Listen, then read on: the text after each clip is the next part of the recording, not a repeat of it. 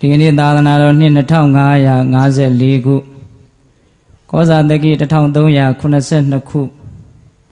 နတ်တော်လာဇန်12ရက်နေ့ညအလုံးမြို့နယ်စိုးရံပိုင်အနောက်ရပ်ကွက်အာသာဝတီလမ်းဝါတွင်ဝါဘစွမ်းလောင်းအသင်းရဲ့စွမ်းအောင်ပွဲအထိမ်းအမှတ်ဓမ္မပူဇာတရားပွဲမှာဦးဇင်းတို့ဒီကနေ့နောက်ဆုံးညဘိသပေါင်းသူတော်ကောင်းတို့ကိုဦးဇင်းတို့ဒီကနေ့ညမြတ်စွာဘုရားရဲ့တရားဒေသနာတော်တွေကိုဟောကြားခွင့်ရပါတယ်ဘိသပေါင်းသူတော်ကောင်းတို့လည်းပဲမြတ်စွာဘုရားရဲ့တရားဒေသနာတွေကိုနာယူကြည်ညိုခွင့်ရကြတယ်ဒီတော့ဒီကနေ့ညတက္ကကြီးတက္ကမကြီးများကိုဦးဇင်းတို့ဘာတရားဟောမှလဲဆိုလို့ရှိရင်ဓမ္မပဒပါဠိတော်ပုပ္ပဝဲမှာလာရှိတဲ့ပါဝေယကအာဇီဝကကိုအကြောင်းပြုပြီးတော့မြတ်စွာဘုရားဟောကြားတော်မူခဲ့တဲ့ဂါထာလေးတစ်ပုဒ်ရှိပါအဲ့ဒီဂါထာလေးကိုအခြေခံပြီးတော့ဗမာလိုတရားကောင်းစဉ်လေးတက်မယ်သူအကြောင်းကိုအကြောင်းနော်တက္ကကြီးဒီမိုင်းမြတ်တရားကောင်းစဉ်ကဘာတဲ့တော့သူအကြောင်းကိုအကြောင်းပါဗျာသူအကြောင်းဆိုတာတွေကိုဘယ်လိုနှလုံးသွင်းရမလဲစဉ်းစားရမလဲကိုယ်အကြောင်းဆိုတာကိုဘယ်လိုစဉ်းစားရမလဲနှလုံးသွင်းရမလဲလောကမှာသူ့အကြောင်းကကိုယ့်အတွက်အရေးကြီးသလားဒါမှမဟုတ်ကိုယ့်အကြောင်းကပဲကိုယ့်အတွက်အရေးကြီးသလားဆိုတာလေးနဲ့ပတ်သက်ပြီးတော့ဒါဦးဇင်းတို့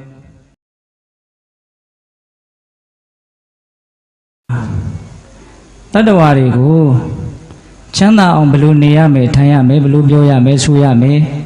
ဘယ်လိုတွေးရမယ်ဘယ်လိုကြံရမယ်လို့သင်ပြထားတဲ့နိလန်ကောင်းနေနော်တက္ကကြီးမိုင်းများမှန်ပါမြတ်စွာဘုရားရဲ့တရားတော်တွေဆိုတာဆင်းရဲကငြိမ်းဖို့အတွက်ရည်ရွယ်ပြီးတော့ဟောထားတဲ့သေချာပေါက်ဆင်းရဲငြိမ်းစေတဲ့သေချာပေါက်ချမ်းသာစေတဲ့မလွဲနိုင်အောင်မှန်တဲ့နိလန်ကောင်းနေဒါတွေကိုတို့တက်နိုင်တဲ့လောက်လိုက်နာကျင့်သုံးပြီးတော့တို့ရဲ့ရည်ရွယ်ချက်အစစ်ဖြစ်တဲ့ဆင်းရဲခြင်းကင်းဖို့ချမ်းသာဒုက္ခတိုးတဲ့တိုးပြီးတော့များတဲ့များလာဖို့မြတ်စွာဘုရားရဲ့ဒီနိလန်ကောင်းတွေကိုတို့လိုက်နာကျင့်သုံးမယ်ဆိုတဲ့ရည်ရွယ်ချက်နဲ့တရားကိုနာကြရမှာနော်တက္ကကြီးမိုင်းများတော့ဘုရားတရားရဲ့အဓိကရည်ရွယ်ချက်ကဘာလဲဆိုတော့ဆင်းရဲကင်းဝေးပြီးတော့ချမ်းသာရေးနဲ့ပြည့်စုံဖို့ပဲဟုတ်လားခုဒီနားမှာတရားလာနာနေကြတဲ့တက္ကကြီးဒီမိုင်းများမြတ်စွာဘုရားရဲ့တရားတော်ဟာတကယ်ကိုပဲဆင်းရဲကင်းဝေးပြီးတော့ချမ်းသာခြင်းနဲ့ပြည့်စုံနိုင်မယ်လို့ယုံကြည်တဲ့တရားတရားရှိလို့ဒီနားကိုရောက်လာကြတာမဟုတ်လားဘယ်သူကနေအတင်းအကျပ်တရားမနာမနေရဒီနားကိုမသွားမနေရဆိုလို့လာကြရတာဟုတ်ရဲ့လားတရားတော်ဟာတို့ကိုတကယ်ချမ်းသာစေလိမ့်မယ်လိုက်နာကျင့်သုံးရင်ကျင့်သုံးသလောက်အေးချမ်းမှုပေးလိမ့်မယ်လို့တကယ်ကိုတရားရဲ့ပုံမှာနှစ်ကာယုံကြည်လို့တို့မသိသေးတဲ့အသည့်ကိုတိုးလာအောင်အသည့်ဆိုတာလည်းဘာလဲဆိုတော့ချမ်းသာတဲ့ချမ်းသာအောင်ဘယ်လိုနေရမလဲဘယ်လိုပြောရမလဲဘယ်လိုကြံရမလဲလောကမှာတကယ်အသိဉာဏ်အစစ်ဆိုတာလိုလားအပ်တဲ့အသိဉာဏ်ဆိုတာအဲ့ဒီအသိပဲနော်ကိုဆင်းရဲဝေးအောင်ဘယ်လိုနေရမလဲဘယ်လိုပြောရမလဲဘယ်လိုကြံရမလဲဟုတ်လားကိုချမ်းသာမှုတွေများလာအောင်ငါဘယ်လိုလုပ်ရမလဲဘယ်လိုပြောရမလဲဘယ်လိုကြံရမလဲဒါကံသုံးပါအကုန်ချုပ်မိအောင်ပြောတာနော်အေးအဲ့ဒါလို့လုံးပုံကင်ပုံပြောပုံဆိုပုံတွေးပုံခေါ်ပုံတွေကိုချမ်းသာဖို့အတွက်ဆင်းရဲကင်းဖို့အတွက်အဲ့ဒါလို့ဖြစ်စေဖို့အကျိုးတရားတွေရစေဖို့ပြောတတ်ဆိုတတ်လုပ်တတ်ကိုင်းတတ်နေတတ်ထိုင်တတ်တွေးတတ်ခေါ်တတ်အောင်လို့မြတ်စွာဘုရားရဲ့တရားတော်တွေကဘာလို့ပေးထားတာတို့သင်ပြပေးထားတာဟုတ်လားအဲ့ဒါတွေကိုဒကာကြီးဒကာမကြီးတို့ဦးဇင်းတို့တွေကတန်းတိုင်းသမျှလိုက်နာမယ်ဆိုရင်လိုက်နာတဲ့လောက်မချမ်းသာပေဘူးလားချမ်းသာမယ်ဒီကနေ့ညဦးဇင်းတို့ကဘာကိုဦးစားပေးပြီးတော့ပြောချင်တာတော့ဆိုတော့ကာယကံဝစီကံမနောကံလို့ကံသုံးပါးရှိတယ်နော်အေးချမ်းသာအောင်ဘယ်လိုလုပ်ရမလဲကံကာယကံနော်ချမ်းသာအောင်ဘယ်လိုပြောရမလဲဝစီကံအပြောကအင်မတန်အရေးပါတယ်ကာယကံနဲ့ဝစီကံကပို့ပြီးတော့အရေးကြီးတယ်လို့ဦးဇင်းထင်တယ်အခုဒီလူတွေသူများအသက်ကိုတတ်တဲ့လူအင်မတန်နည်းလိမ့်မယ်သူများဥစ္စာခိုးတဲ့လူမရှိသလောက်ရှားလိမ့်မယ်ကာမဂုဏ်ဖောက်ပြန်တဲ့လူမရှိသလောက်ရှားလိမ့်မယ်ကာယကံနဲ့ပတ်သက်ပြီးတော့သိပြောစရာမရှိဘူးဟုတ်လားဝစီကံနဲ့ကြတော့စဉ်းစားကြည့်စမ်းလိညာတဲ့စကားနေတိုင်းပြောမိနေတတ်တယ်ဆွဆွဲတာမဟုတ်ဘူးနော်ဒါဦးဇင်းတို့လည်းပဲတစ်ခါတတိမထားရင် ပူပူတာတာပြောလိုက်မိတာမျိုးအလူလေးနဲ့ပြောလိုက်မိတာမျိုးလောဘဒေါသရဲ့အလူကြပြောလိုက်ရတာမျိုးမရှိဘူးလားရှိပါတယ်ဗျာတခါတခါသူများကိုမျက်နှာရခြင်းလို့မင်းကငါပူပြီးတော့ခင်ပါတယ်ဆိုတာသိသိခြင်းလို့ဟိုလူကမင်းကိုဘလို့ပြောနေတာပါလို့ဂုံစကားလေးတွေမတိမတာပြောမိတာမျိုးမရှိဘူးလားရှိပါတယ်ဗျာတခါတခါဒေါသအလျောက်ကြမ်းကြမ်းထန်ထန်သူတော်ရဲ့နားတဲကိုလေတန်ရီဘူးတွေလောင်းထဲလိုက်တယ်လို့မျိုးမခံမရနိုင်ဖြစ်သွားစေတဲ့စကားမျိုးကိုဒေါသအလျောက်ပြောမိတတ်တယ်မို့လားအမှန်တေချာပေါက်ပြောနေတာတော့နောက်ဆုံးဝစီဒုစရိုက်ဖြစ်တဲ့တန်ဖပလာပဒီလူတွေသိရနော်တရားအမြဲတမ်းနာနေတဲ့လူတွေဟုတ်လားအဲ့ဒီတန်ဖပလာပဘာအကျိုးမှမရှိတဲ့စဘာပြင်းများလို့အထဲမှာအနှစ်အဆန်ဘာမှမပါတဲ့သူ့အတွေ့ရောကိုယ့်အတွေ့ရောဘာမှအကျိုးမရှိတဲ့အခုရောနောင်ရောဘာမှအကျိုးမရှိတဲ့စကားတွေကိုဒုပါဇက်ကဘလောက်ထွက်နေသလဲဟောကာယကံစစ်တမ်းနဲ့စစ်လိုက်ရင်အပြစ်လွတ်တဲ့လူများတယ်ဝစီကံစစ်တမ်းနဲ့စစ်လိုက်ရင်ညှိကုန်ရောလက်ခံလာတကယူမိုင်းများလက်ခံပါဗျာဒါကြောင့်ကာယကံနဲ့ဝစီကံကပို့ပြီးတော့အရေးကြီးတယ်လို့လည်းထင်တယ်အထိအခိုက်များတယ်လို့လည်းထင်တယ်ဟုတ်လားကဲအဲ့ဒီဝစီကံထက်မနောကံနော်ဘလို့တွေးနေတယ်လေဘာတွေတွေးနေတယ်လေကောင်းတာတွေတွေးနေတာများသလားဆိုးတာတွေတွေးနေတာများသလားစဉ်းစားကြည့်နော်အဘိဇာသူတော်ပစ္စည်းတွေကြီးပွားချမ်းသာတာနဲ့မြင်အားကြတဲ့စိတ်လိုဘာလိုနဲ့ကိုယ်ဟာဖြစ်ချင်တဲ့သဘောလေးတွေကမတိမတာရှိနေတတ်တယ်ဟုတ်လားကိုယ်စိတ်တိုင်းမကြတိုင်းသူတော်ရဲ့အပေါ်မှာဘလို့ဖြစ်စေချင်တာညာလို့ဖြစ်စေချင်တာဆိုတာလေးတွေလည်းရှိနေတတ်တယ်ဟုတ်လားအဲ့ဒီတော့မနောကံကြတော့ဝစီကံနဲ့တောင်မှပို့ပြီးတော့နူးညံ့လာတယ်ပို့ပြီးတော့အဖြစ်များလာတယ်ဒါကြောင့်ဒီကနေ့ညကာယကံနဲ့ပတ်သက်ပြီးတော့သိမပြောပါဘူးဝစီကံနဲ့ပတ်သက်ပြီးတော့သိမပြောပါဘူးမနောကံနဲ့ပတ်သက်ပြီးတော့ချမ်းသာအောင်ဘလို့တွေးရမလဲအမြဲတမ်းတွေးနေတာနော်ဒီလူတွေမှန်ပါပါဦးဇင်းတို့လည်းအမြဲတမ်းတွေးနေတာနော်ဆင်းရဲကင်းအောင်ဘလို့တွေးရမလဲဘလို့စဉ်းစားရမလဲလက်တွေ့ကြတာကိုပဲဦးဇင်းကတော့ပြောချင်တာပဲတကားကြီးဒီမိုင်းမြအဲ့ဒါလို့မနောကံပိုင်းဆိုင်ရာတွေးတောမှုစဉ်းစားမှုစဉ်းစားမှုနဲ့ပတ်သက်ပြီးတော့ချမ်းသာအောင်ဆင်းရဲကင်းအောင်ဘလို့တွေးတဲ့တယ်လဲဘလို့စဉ်းစားတဲ့တယ်လဲဆိုတဲ့အချက်ကိုဒီကနေ့ညဦးစားပေးပြီးတော့ပြောသွားမယ်နော်စိတ်ဆင်းရဲတယ်ဆိုတာအတွေးတွေကြောင့်စိတ်ဆင်းရဲတာအတွေးမမှန်လို့စိတ်ဆင်းရဲတာအတွေးကလမ်းကြောင်းမတည့်လို့တနည်းအားဖြင့်စိတ်ဆင်းရဲတရားကိုတွေးနေလို့ကိုစိတ်ကဆင်းရဲနေတာစိတ်ချမ်းသာတရားဖြစ်အောင်တွေးမယ်ဆိုရင်စိတ်ကချမ်းသာတယ်ကိုကြိုက်တာကိုရွေးခွင့်ရှိတယ်နော်တခါကြီးမိုက်မြအဲ့ဒီလိုတွေးခေါ်မှုမှာမှန်ကန်ဖို့အတွက်အထောက်အကူပြုနိုင်တယ်မြတ်စွာဘုရားရဲ့စကားတော်တွေမြတ်စွာဘုရားသင်ကြားထားတယ်ဘလို့တွေးရင်တော့မင်းတို့စိတ်ချမ်းသာလိမ့်မယ်ဆင်းရဲမှုဝေးလိမ့်မယ်အခုလည်းအကျိုးရှိလိမ့်မယ်နောင်လည်းအကျိုးရှိလိမ့်မယ်စသဖြင့်တွေးတောတာနဲ့ပတ်သက်ပြီးစဉ်းစားတာနဲ့ပတ်သက်ပြီးတော့မြတ်စွာဘုရားဟောထားတယ်အဲ့ဒါလေးကိုဒီနေ့ညပြောမယ်ဟုတ်လားတရားကောင်းစဉ်လေးကမှတ်မိသေးလားပါတယ်တော့သူ့အကြောင်းကိုအကြောင်းတဲ့ကိုကောင်းထဲမှာသူ့အကြောင်းတွေကများလားကိုအကြောင်းတွေကများလားကိုအကြောင်းတွေကများတယ်ဟုတ်လားအိမ်ကျတော့တည်တည်ချာချာစဉ်းစားကြည့်ပါဘာတွေဘသူ့အကြောင်းတွေစဉ်းစားနေတာများတော့ကိုအကြောင်းစဉ်းစားတာများလားသူများအကြောင်းစဉ်းစားနေတာများလားဟောအဖြေကမတူဘူးဖြစ်နေတယ်ကဲစဉ်းစားခြင်းတလို့သာစဉ်းစားတော့ဟုတ်လားထားတော့နော်အဲ့တော့ဒီကနေ့ညမြတ်စွာဘုရားရဲ့တရားတော်တွေကိုမဟောကြသေးခင်မနာကြသေးခင်မှာတရားတော်အလုံးကိုဟောကြားတော်မူခဲ့တဲ့မဟာကရုဏာရှင်ဖြစ်တော်မူတဲ့ပညာရှင်ဖြစ်တော်မူတဲ့ဘုရားရှင်ကိုရောမြတ်ရဲ့အင်မတန်အေးချမ်းကြည်လင်တော်မူတဲ့မဟာကရုဏာကိုသိတရားတရားလုံးစုံကိုသိတော်မူမြင်တော်မူတဲ့သဗ္ဗညုတဉာဏ်ဒီဟုသောပညာကိုထိုကရုဏာကိုပညာကိုနှစ်ပါးစုံတို့ဖြင့်ပြည့်စုံတော်မူတဲ့ဘုရားရှင်ကိုရောမြတ်ကိုယူသည်မြတ်တို့ရှိခိုးပူဇော်ကြအောင်စို့ကရုဏာတိတလဟရယံပညာပေဇောတဝိဟတမောဟတမံသနရမရလောကကရုံဝန္တိသူကတံဂတိဝိမု ddha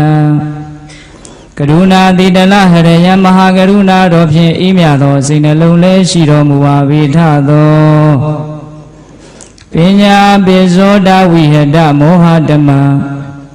အရဟတမေဒီဟုသောအရာဝလင်းဖြင့်ဝိဇ္ဇာဒီဟုသောမိုက်မှောင်ကိုဖယ်ခွာတော်မူပြီးထသောသနရမရလောကကရုံလူနှင့်ပြမတ္တဝါနန္ဒတို့၏ ကြောက်ဒီတန်တုအလေးကရုပြုရာတဆူရီသောဆရာသခင်လေးဖြစ်တော်မူပါပေထသောဂတိဝိမုဒ္ဒံဒေဝမနုဿာနိရယနှင့်ပေဒတလိษံလာယရှိငါတံသောဂတိတို့မှလီအထူးသဖြင့်ကင်းလွတ်တော်မူပြီးထသောဒုက္ကတံတတ္တဝါတို့ဟာအကျိုးများကြောင့်ဟုတ်မှန်သောစကားကောင်းကိုသာမျက်ဆိုတော်မူပါပေထသောဗုဒ္ဓံသစ္စာလေးရတရားမြတ်ကိုလက်ပေါ်တင်ထားဗရမ ्या ကဲ့သို့ပြတ်သားတင်သိမြင်ပြီးတဲ့ဘုရားရှင်ကိုယ်တော်မြတ်ကြီးကိုမေယံတရားဟောပုဂ္ဂိုလ်တရားနာပုဂ္ဂိုလ်ခေါ်ဆိုပညတ်ပရမတ်မမူယုံနာနှဖျားဖြစ်ကြပါသောဘုရားတပည့်တော်တို့သည်ဝိနေဝနာမှာကာယဝစီမနောချီပေသုံးလီဒွါရပနာမဖြင့်ဒုက္ခယုကျိုးလက်စုံမူကားရှိခိုးဥညွတ်ပါ၏မြတ်စွာဘုရား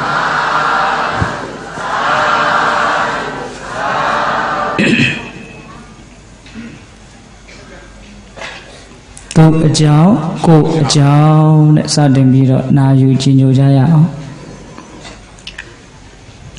နာပရိတံဝီလောမာနိနာပရိတံကတာကတံ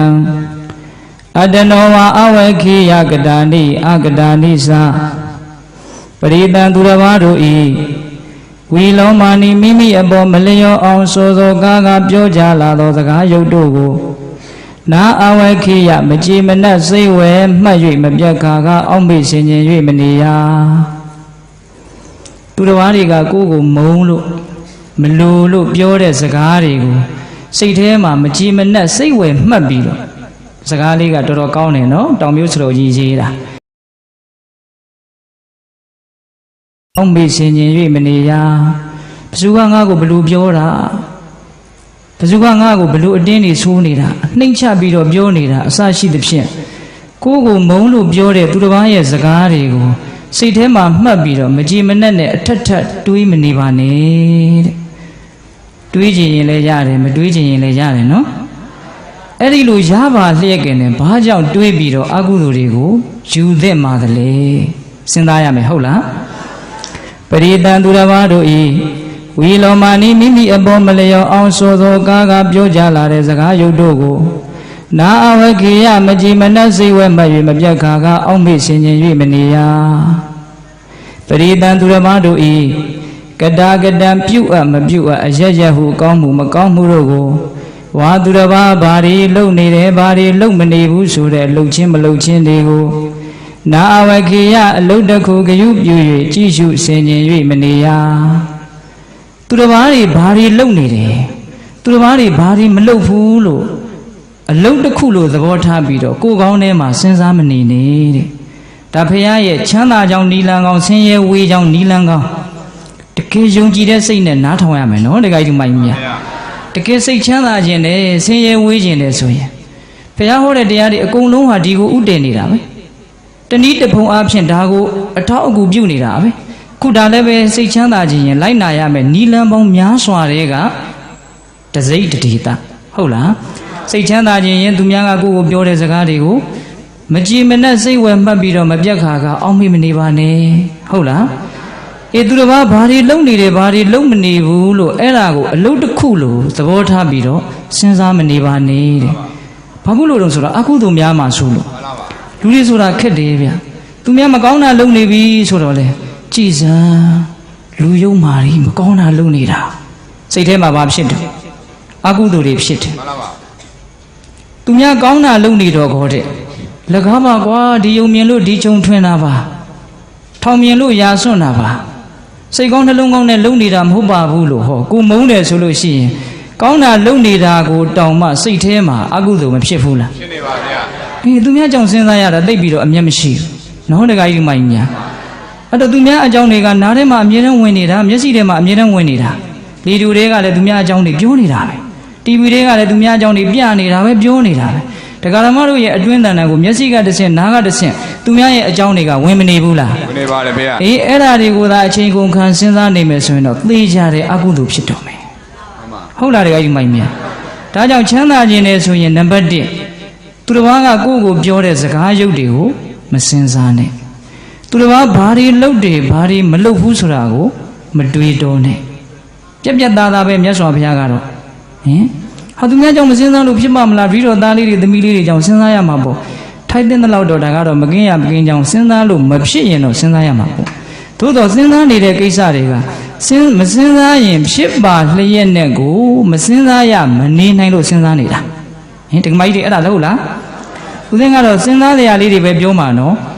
ဦးသိန်းရဲ့တရားကတော့ဟိုနည်းနည်းလောက်လက်လွတ်သွားရင်ဘာတွေပြောနေတာလဲအောင်းပြီးလိုက်မယ်တွေးတိုးတရားလေးတွေကိုပဲပြောမှာနော်ဟုတ်လားအေးဒါကြောင့်ချမ်းသာခြင်းလို့ရှိရင်သူများအကြောင်းကိုမစဉ်းစားနေတဲ့အပြက်ကိုမြတ်စွာဘုရားကတားတာပဲဟုတ်လားအေးဒါသူများအကြောင်းနဲ့ပတ်သက်ပြီးနာပရိတံဝီလောမာနိနာပရိတံကတာကတံအတနောဝအဝေခိယကတာနိအကတာနိသ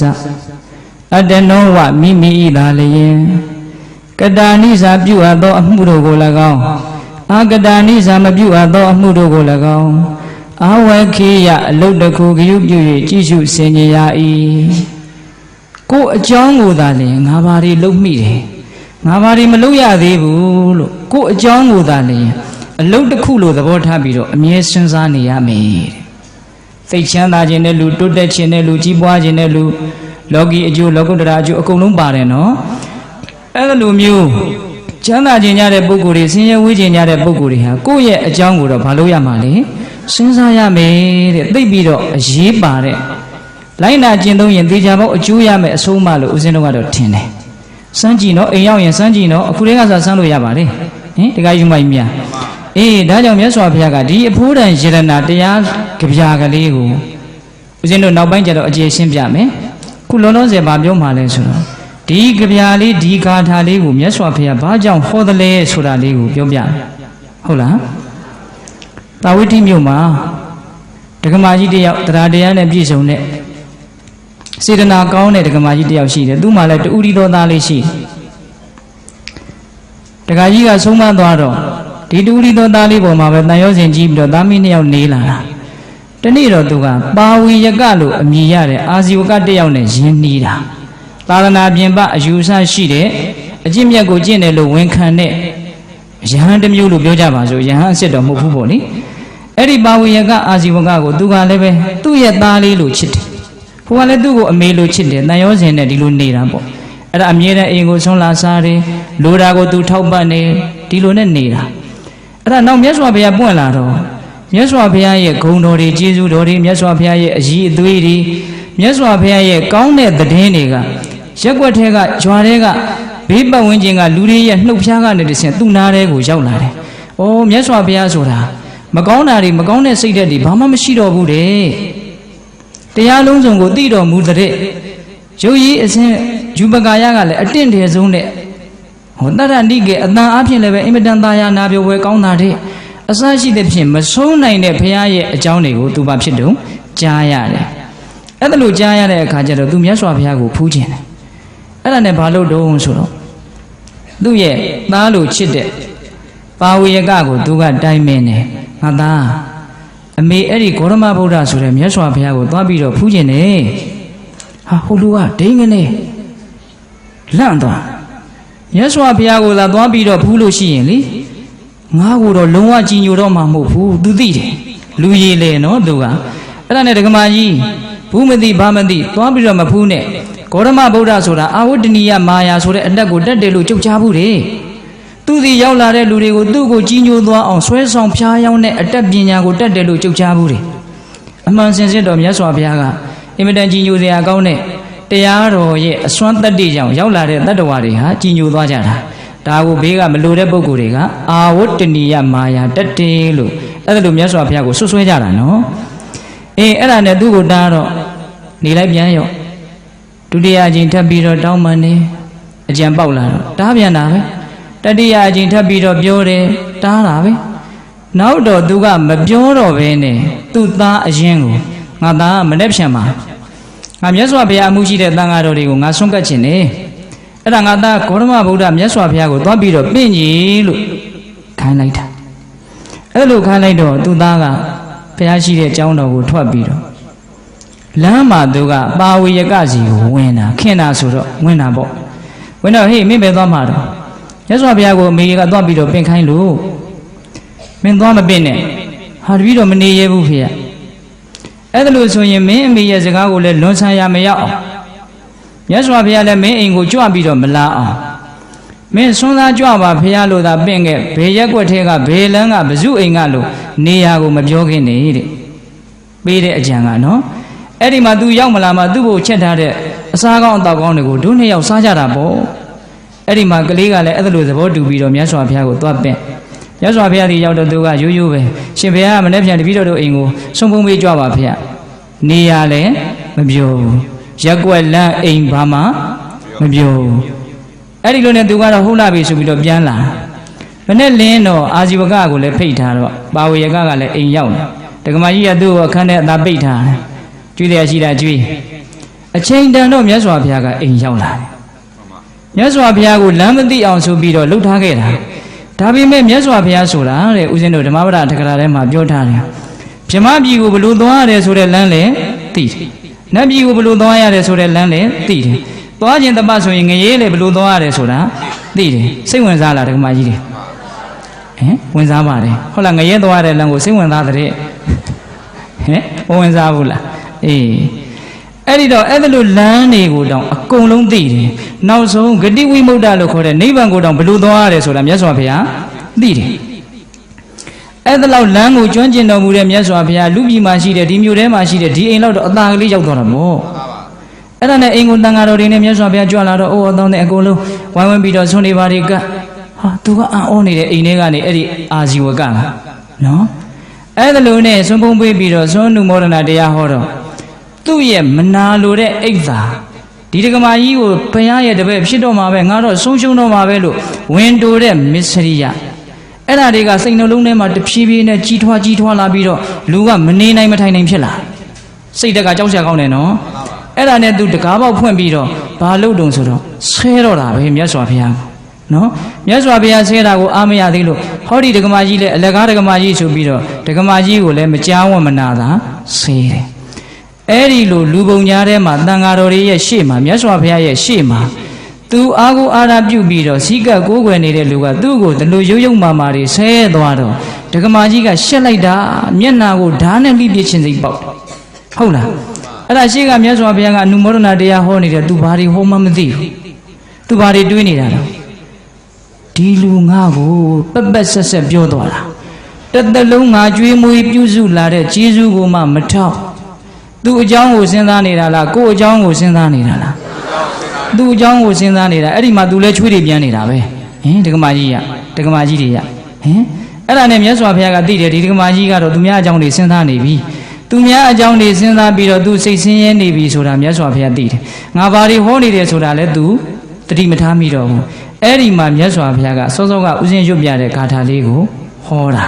နော်နပရိတံဝီလောမာနိနပရိတံကတာကတံ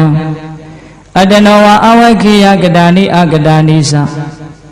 ပရိတံသူတော်ဘာတို့ဤဝီလောမာနိမလျောကြမ်းကြုတ်စကားယုတ်တို့ကိုနာအဝခိယမကြည်မနှက်စိတ်ဝဲမှတ်၍မပြတ်ခါကအောက်မေ့ဆင်ခြင်၍မနေရမှတ်မိသေးတယ်နော်ခုနဥစဉ်ရွတ်သွားတာနော်သူများတွေပြောလာတဲ့စကားတွေမုန်းလို့ပြောလာတဲ့စကားတွေကိုဗါတဲ့တော့မကြည်မနှက်နဲ့စိတ်ထဲမှာမှတ်မထားနေတဲ့မကြည်မနှက်ဖြစ်ရတာသက်သာလားမသက်သာဘူးလားမသက်သာပြီမဲ့လို့အဲ့ဒီမကြည်နှက်တဲ့အကြောင်းတရားကိုပဲထပ်ပြီးတော့မတွေးကြဘူးလားဘာဘူးလို့တွေးနေတာလဲအေးအဲ့ဒါပဋိကတန်ရောစဉ်ဆိုတာအဲ့ဒါပဲတန်ရောစဉ်ဆိုတာကျိုးအမြင်မပြတ်ဘူးမကောင်းတာကြီးကိုပဲအမြင်ကမပြတ်ပဲဖြစ်နေတာဘယ်သူကနေဇွတ်အတင်းမင်းတွေးလို့ခိုင်းတယ်လဲမခိုင်းဘူးကိုတန်ရောစဉ်ကမပြတ်နေတာဟုတ်ချစ်တဲ့လူမှတန်ရောစဉ်မပြတ်တာမဟုတ်မုန်းတဲ့လူကိုလည်းမပြတ်ဘူးဗျာချစ်တဲ့လူကမှတခါတလေပြတ်သေးတယ်မုန်းတဲ့လူကတခါလေဘလို့ကြောင်ပြောတယ်ထင်လို့နင့်ကိုငါတစ်လုံးမမေ့ဘူးဟုတ်ဒကမာကြီးတွေတချို့ဘလောက်ထိလွန်လွန်ကဲပြောတော့ဆိုနင့်ကငါတန်တရားတစ်လျှောက်လုံးမကြည်ဘူးအဲ့ဒါလိုနည်းနဲ့တယောက်ကိုတယောက်အမုန်းအာဃာတပဋိကကျိုးတွေအသီးသီးခြေပြီးတော့အဲ့ဒီကျိုးတွေနဲ့ဆင်းရဲကြောင်းတွေမလုပ်ကြဘူးလားကဲသူများအကြောင်းစဉ်းစားရာကနေထွက်လာတဲ့အပြစ်တွေအများကြီးပဲနော်တခါကြီးမိုက်များဒါကြောင့်သူများကကိုယ့်ကိုဘယ်လိုပြောတယ်ဆိုတာကိုစဉ်းစားနေတာကိုယ့်အတွက်အများကြီးဆုံးရှုံးတယ်ဒါကြောင့်မစဉ်းစားရဘူးဘေးကလူတွေကသူတို့အထင်ကိုသူတို့ပြောချင်တာပြောမှာပဲလေဟုတ်လားသူတို့ရဲ့အထင်တွေကိုငါ့ကိုအဲ့လိုမထင်ပါနဲ့လို့ကိုသွားချုပ်ကန်လို့မရဘူး သူတို့ထင်သည့်အားလျော်စွာနှုတ်ကလည်းထွက်လာမှာပဲလေအဲ့ဒါကိုလိုက်ပိတ်လို့ရမလားမရဘူးအဲ့ဒါကိုယ့်ရဲ့နယ်ပယ်မဟုတ်ဘူးကိုယ့်ရဲ့ပိုင်နဲ့မဟုတ်ဘူးကိုယ်ပိုင်နဲ့ကအဲ့ဒီပြောလာတဲ့စကားကိုပိုးကိုဘလို့နှလုံးသွင်းမလဲဆိုတာကိုယ်ပိုင်နဲ့ကိုယ်ပိုင်နဲ့ကိုယ်လုံးနိုင်တဲ့နယ်ပယ်ကိုကိုယ့်ဟာကိုယ်အကောင်းဆုံးလုပ်တာအကောင်းဆုံးပဲလုံးလို့ရတာကြတော့မလုပ်ပါပဲနဲ့လုံးလို့မရတာကိုသွားလုပ်ချင်တာဒါလူတွေရဲ့သဘောကအဲ့ဒီတိုင်းပဲမဟုတ်လားဒါလေးနဲ့ပတ်သက်ပြီးတော့နိယုစရာလေးမှတ်သားစရာစကားလေးတစ်ခွန်းပြောခြင်းလို့အဖြစ်အပျက်လေးတစ်ခုပြောပြမြတ်စွာဘုရားလက်ထက်ကယဟန်တော်တစ်ပါးအကျင့်သီလနဲ့ပြည့်စုံတယ်ဒါပေမဲ့သူကရက်ွက်ထဲကအိမ်တအိမ်နဲ့အင်မတန်ရှင်းနှီးတယ်နော်နေတာတော့တောเจ้าလေးမှာနေတာပဲဒါပေမဲ့သူကတစ်ခါအိမ်ကိုသွားတယ်ခင်မင်တယ်ရင်းနှီးတယ်ဒကာကြီးတွေဒကာမကြီးတွေသိခင်တယ်ဒကာကြီးတွေကလည်းဒကာမကြီးတွေကလည်းသူ့ကိုအင်မတန်ကြီးညိုတယ်အဲ့ဒါနဲ့တစ်ခါသွားရင်ညင့်နဲ့မှလည်းပြန်လာတာသူကအဲ့တော့ဘေးကအမြင်ကတော့ယဟန်တစ်ပါးဟာအိမ်တအိမ်မှာအဲ့လိုကြာကြီးနေတော့မသိတော့ဘူးပေါ့ဗျာဒါလည်းအမှန်ပါပဲနော်အေးအဲ့ဒီလိုဖြစ်တော့အဲ့ဒီကျောင်းလေးတောကျောင်းလေးရဲ့ဘေးကတစ်ပင်မှာနေတဲ့အဲ့ဒီတောဆောင်နှက်ကဒီယဟန်ကိုအကျိုးလိုလားတယ်မေတ္တာလည်းရှိတယ်ဒီယဟန်ပျက်စီးသွားမှာကိုအင်မတန်သူကစိုးရိမ်တယ်ဟုတ်လားဒီနတ်ကသီလနဲ့ပြည့်စုံလို့သူ့ကိုကာကွယ်ခြင်းနေတာအဲ့ဒါနဲ့အဲ့ဒီနတ်ကဘာလုပ်တုံဆိုတော့ငါတော့ဒီယဟန်လေးကိုစောင်းရှောင်းမှပဲဖြစ်မယ်ယဟန်ကဒါတွေမသိဘူးနော်အဲ့ဒါနဲ့ဘာလုပ်တုံဆိုတော့ဒီအိမ်ကိုမသွားအောင်ဆိုပြီးတော့ဟုတ်လားအဲ့ဒီနတ်ကလေအဲ့ဒီအိမ်ကဒကမာကြီးဟန်ဆောင်ပြီးတော့ပုံတရံအတူဖန်ဆင်းပြီးတော့အဲ့ဒီယဟန်ကိုလာပြောတာဘယ်နဲ့ပြောတုံဆိုတော့အရှင်ဘုရားတဲ့ဟိုလမ်းသုံးလမ်းကွာလမ်းလေးကွာမှာလေလူတွေစုပြီးတော့ဟိုသင်္ဘောစိတ်တွေလှဲစိတ်တွေယထာစိတ်မှာလေလူတွေစုပြီးတော့ဥယျာဉ်တွေပါတွေအပန်းဖြေတဲ့နေရာမှာလေလူတွေစုပြီးတော့အရှင်ဘုရားနဲ့တပည့်တော်နဲ့ကိုဘာလိုညာလိုပြောနေကြတယ်အဲ့ဒါလိုလာပြောတာနော်အဲ့ဒီတော့ယဟန်တော်ကလုံးဝမတုံ့လို့ဘူးအဲ့မဲ့သူကဘာပြန်ပြောတုံဆိုတော့ဟေးဘေးကနေပြီးတော့ရောက်လာတဲ့စကားတွေဆိုတာမရီမတွက်နိုင်အောင်ကိုနာတဲ့ကိုရောက်လာနိုင်တာပဲတဲ့အဲ့ဒီစကားတွေကိုယဟန်ဆိုတာသိခံတဲ့နဲ့တဲ့သူပြောပုံလေးကဦးဇင်းကတိတိကျကျပြောမှာနော်ဘေးကရောက်လာတဲ့စကားသံတွေကိုယဟန်ဆိုတာသိခံတဲ့နေတဲ့လူတွေလည်းသိခံနေတာပါပဲအကျိုးလိုလားတဲ့လူတွေဟုတ်လားအဲ့ဒီမှာသူကဘာပြောလို့ဆိုတော့တေနထိုစကားတို့ကြောင့်မင်းခုမျက်နှာမသာမယာမာဟုတ်တတ်ပါမဖြစ်သင့်ပါဘူးတဲ့မျက်နှာတွေညှို့မသွားသင့်ဘူးတဲ့ဘေးကကိုယ့်ကိုပြောတဲ့စကားတွေကြောင့်ဟုတ်လားတေနထိုစကားကြောင့်နာဟိကိလေသာဟိစိတ်ထဲမှာညင်နွမ်းပြီးတော့မသွားပါဘူးဒါလေးကိုဦးဇင်းကပြောချင်တာဒီစကားလေးတစ်လုံးကိုပြောချင်လို့ခုနတုန်းကအကြောင်းအရာလေးကိုပြောတာဘေးကစကားတွေကြောင့်တော့ကို့မှာဘာမှညင်နွမ်းမသွားပါဘူးတဲ့ပြောရင်တော့စကားလေးကတူတူလေးပဲအချေချဲ့ရင်အများကြီးပဲဒီစကားကဆိုလိုတာကဘေးကစကားတန်တွေကြောင့်ကိုဟာလူယုံမှတယောက်ဖြစ်မသွားဘူးမကောင်းမှုတွေနဲ့လိမ့်ကြံမသွားဘူးအဲ့ဒီစကားကိုမကျေနပ်ရင်တော့ဒေါသနဲ့လိမ့်ကြံသွားမယ်နော်ဆိုလိုတာကအဲ့ဒီစကားတန်တက်ကြောင့်တော့ကို့မှာဘာမှဖြစ်မသွားဘူးသိကြလားအဲ့ဒါခုလူတွေကအဲ့လိုဘေးကစကားတွေကြောင့်ကိုယ့်ကိုဖြစ်သွားတယ်ဆိုတာစကားကြောင့်ဖြစ်တာလားကိုယ့်ရဲ့နှလုံးသွင်းမှားယွင်းမှုကြောင့်ဖြစ်တာနှလုံးသွင်းမှားယွင်းမှုကြောင့်ဖြစ်တာအဲ့ဒါလေးကိုသေးသေးချာချာသဘောပေါက်ရမယ်လူတွေကသူများကကဲ့ရဲ့ရင်သေခြင်းစွန်းတန်းအောင်စိတ်ပြည့်တယ်အဲ့ဒီစကားကဆိုကြပါစို့ကိုယ့်ကိုမကောင်းဘူးပြောလို့ကိုယ်ငကူကမကောင်းနေတာတဲ့ပို့ပြီးတော့မကောင်းသွားသလားမဟုတ်ပါဘူးဗျာဒါပါပဲဟုတ်လားငကူကကောင်းရင်ကောင်းမှာပဲငကူကဆိုးရင်ဆိုးမှာပဲသူကမကောင်းဘူးပြောလို့တော့ဒီမှာဘာမှဖြစ်မသွားဘူးလူတွေကသူများကချီးမွမ်းပြီဆိုတော့မိုးပြတ်မတက်ကြွနေတာသူများကကောင်းတယ်ပြောယုံပြနဲ့ကိုယ်တကယ်ကောင်းသွားသလားငကူကကောင်းတဲ့လောက်ပါပဲဗျငကူကဆိုးရင်ဆိုးမှာပဲငကူကကောင်းရင်ကောင်းမှာပဲဘေးကပြောတဲ့စကားတီးဟုသောအကြောင်းကြောင့်ကောင်းလဲကောင်းမသွားဘူးဆိုးလဲဆိုးမသွားဘူးဒါကိုကြီးပဲပြောတာစကားတန်တွေကြောင့်တော့ဘယ်သူမှညှဉ်းနှွမ်းမသွားပါဘူးတဲ့အဲ့ဒါလောက်ကိုဘဝအတွက်အရေးမပါတဲ့ကိစ္စကိုတရားဓမ္မတို့ဦးဇင်းတို့တွေကတခါတလေကဲ့ရဲ့တဲ့စကားတန်တွေကြောင့်ဘာဖြစ်သွားတော့တိရွက်6တိရွက်တို့မျောသွားတာလွင့်သွားတာဟုတ်လားသူများပြောတဲ့စကားတွေအဲ့တော့ဦးဇင်းကစာထဲမှာအင်မတန်မှတ်သားစရာကောင်းတယ်ကြောက်တောင်ကြီးတွေဟာတဲ့အရက်လေးမျက်နှာကလာတဲ့လေတွေကြောင့်တုန်လှုပ်ပါဘူးတဲ့ဉာဏ်ရှိတဲ့လူတွေကဘေးကပြောတဲ့စကားတွေကြောင့်ဘာမှမဖြစ်ဘူးတဲ့ဒါကြောင့်သူများပြောတဲ့စကားကိုနားမထောင်တဲ့ရင်သူများပြောတဲ့စကားတွေကိုစဉ်းစားပြီးတော့ခံစားနေမယ်ဆိုရင်တိရွက်6တိရွက်လို့လွင့်သွားနိုင်မယ်ဟုတ်လားဒါကြောင့်သူများကကိုယ့်ကိုပြောတဲ့စကားတွေကိုမစဉ်းစားနဲ့မတွေးနဲ့ အဲ့ဒီစကားကြောင့်တော့ငါဘာမှမကောင်းမှုနဲ့လိမ့်ချင်မသွားဘူးဘာမှငါလူယုံမာတယောက်ဖြစ်မသွားဘူးငကိုကယုံမာရင်တော့ယုံမာမှာပေါ့ငကိုကကောင်းရင်ကောင်းမှာပါပဲဒီစကားကြောင့်တော့ဘာပြောင်းလဲမှဖြစ်မသွားဘူးမကောင်း